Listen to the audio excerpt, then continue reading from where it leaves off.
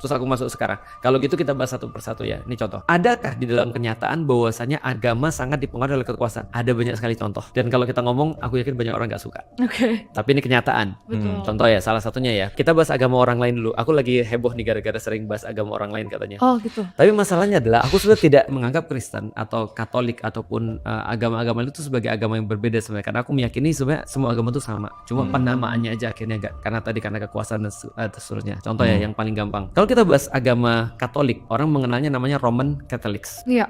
Nah, kenapa namanya Roman Catholics bukan namanya Persian Catholics misalnya? Karena di Rome. Karena di Rome. Karena Romans adalah sebuah imperium pertama yang mengubah arah sejarah agama. Yang awalnya dipersekusi menjadi terus kemudian ketika dia jadi agama, maka terus kemudian muncullah Roman Catholics. Dari situ tidak bisa dipisahkan antara Rome dan Catholics. Padahal sebenarnya kalau kita bahas tentang Christianity tidak dimulai daripada orang Romawi kan. Betul. Tapi sekarang kalau kita bicara tentang misalnya Christianity, orang pasti bicara tentang Romawi kan itu kan ya. Nah, itu salah satu bahwasanya ternyata terpengaruh nih antara yang namanya agama dengan kekuasaan misalnya. Islam pun tidak jauh beda sebenarnya. Jadi misalnya contoh ya, Islam yang misalnya ditampakkan ketika masa Utsmani itu adalah Islam yang berbeda dengan Islam yang ditampakkan ketika masa Umayyah atau ketika masa Abbasiyah misalnya. Jadi pengaruh politik ini memang